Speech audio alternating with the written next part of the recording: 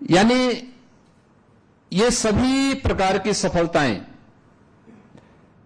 कल ही प्रधानमंत्री मोदी जी के मार्गदर्शन में हम लोगों ने गौतम बुद्ध नगर जनपद में प्रदेश की पहली सेमीकंडक्टर यूनिट का आधारशिला भी रखी है। मुझे गत वर्ष आईआईटी कानपुर में जाने का अवसर प्राप्त हुआ था और आईआईटी कानपुर में जाकर के डीप टेक पर आधारित उस कॉन्फ्रेंस में मुझे भाग लेने का अवसर प्राप्त हुआ था। आईआईटी कानपुर से आपका पुराना संबंध है और आईआईटी कानपुर आप जैसे अपने पुरातन छात्रों पर गौरव की अनुभूति भी करता है और इसीलिए जब आईआईटी कानपुर के डायरेक्टर से हमारी बात हुई, क्योंकि हम लोग मेडटेक पर मिलकर के काम कर रहे हैं, अभी हम लोगों ने उत्तर प्रदेश सरकार के हाल ही में हुए पास हुए बजट के माध्यम से हम लोगों ने रोबोटिक के लिए भी सेंटर ऑफ एक्सीलेंस के लिए धनराशि की व्यवस्था अपने स्वयं के उत्तर प्रदेश सरकार के बजट में रखा है। इससे पहले ड्रोन टेक्नोलॉजी के लिए भी सेंटर ऑफ एक्सीलेंस की स्थापना के लिए उत्तर प्रदेश सरकार ने बजट में अपने धनराशि की व्यवस्था रखी थी। हर एक सेक्टर में हम जो कार्य कर रहे हैं आज वह उत्तर प्रदेश के अंदर हम सबको देखने को मिल रहा है। भारत की सबसे बड़ी आबादी का राज्य जिस तेजी के साथ आगे बढ़ा है, उसमें प्रत्येक सेक्टर में आज यूपी का इंफ्रास्ट्रक्चर हो, टेक्नोलॉजी का बेहतर उपयोग करते हुए उत्तर प्रदेश के अंदर प्रत्येक तबके के लोगों के बारे में मैंने अभी हाल ही में विधानसभा सत्र के दौरान 2 उदाहरण दिए थे। टेक्नोलॉजी का बेहतर उपयोग करके या एक टूल्स का उपयोग करते हुए कैसे हम एक आम नागरिक के जीवन में परिवर्तन ला सकते हैं, इसके कुछ उदाहरण भी प्रस्तुत किए थे। मैंने एक उदाहरण दिया था वहां पर और वह था कि कैसे आज से यानी हम लोग 2017 के पहले 40 वर्षों तक उत्तर प्रदेश की जनता इंसेफ्लाइटिस की बीमारी को झेलती रही है और मेरा जो अनुमान है कि इस पूरी बीमारी में उत्तर प्रदेश के 50,000 से अधिक मासूम बच्चों की मौतें हुई थी।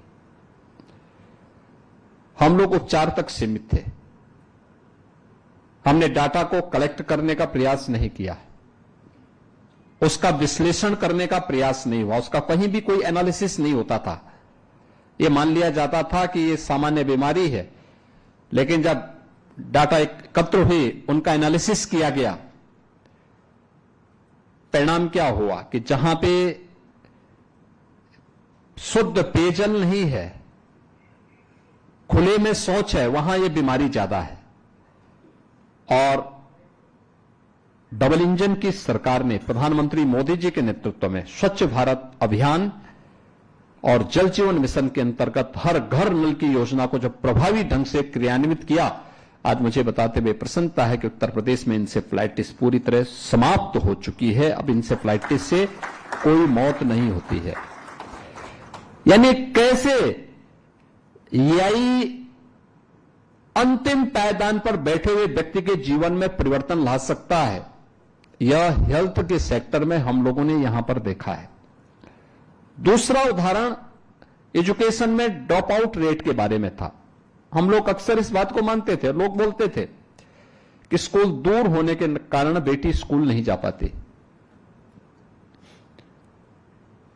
परिणाम क्या था? हर गांव में स्कूल खोल दिए गए।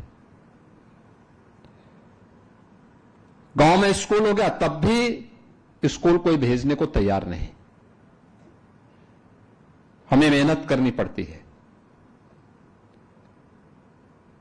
मशक्कत करनी पड़ती है।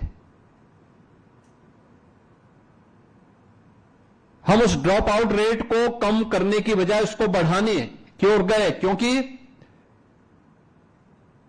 पहले न्याय पंचायत स्तर पर स्कूल होता था तो भवन भी होता था, फैकल्टी भी होती थी, फर्नीचर भी होता था, अन्य सुविधाएं भी हो जाती थी। हम गांव-गांव में हो गए, न स्कूल में के पास पर्याप्त भवन है, न पर्याप्त शिक्षक हैं और न पर्याप्त मात्रा में उनके पास फर्नीचर है और न अन्य बुनियादी सुविधाएं।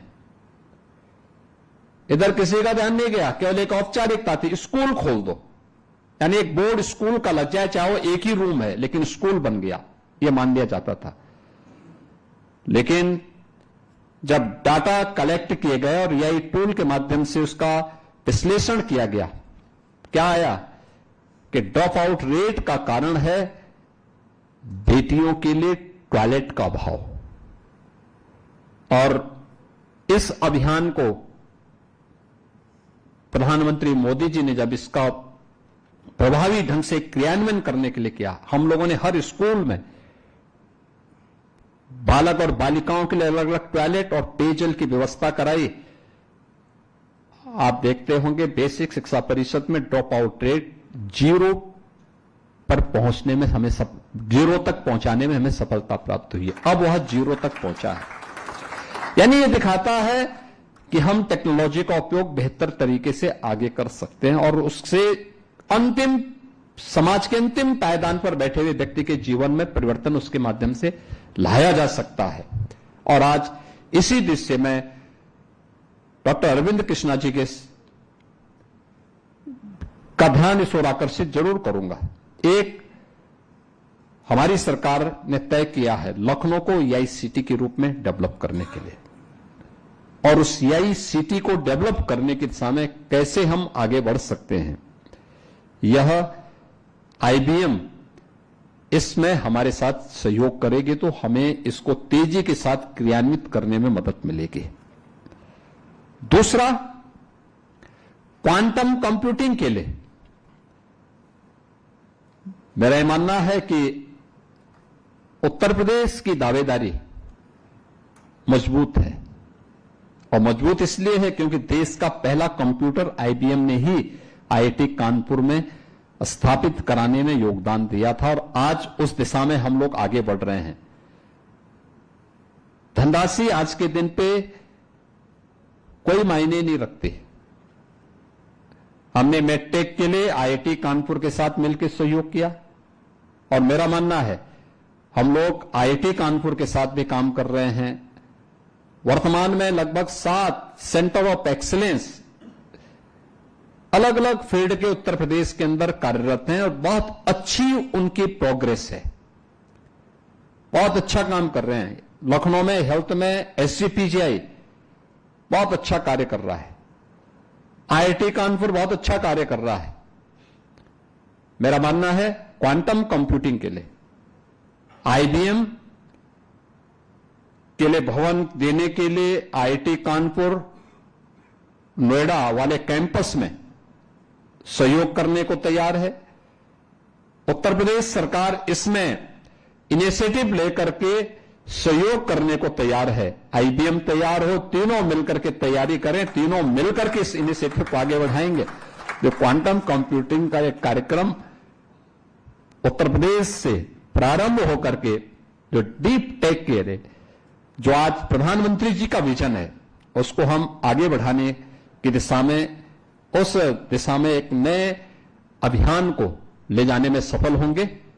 मैं एक बार फिर से आईबीएम के chairman and CEO doctor Arvind Krishna ji का हृदय से धन्यवाद देता हूं कि वो विशेष रूप से उन्होंने ग्लोबल एआई समिट में भाग लेने के बाद या उस कार्यक्रम में उसके साथ ही इस आज विशेष रूप से लखनऊ में आए हैं, और लखनऊ को उन्होंने जो आईबीएम इंडिया की टीम ने यहां पर हमारे सामने पहले इस बात को आश्वस्त किया था कि हम इस कार्यक्रम को आगे बढ़ाएंगे।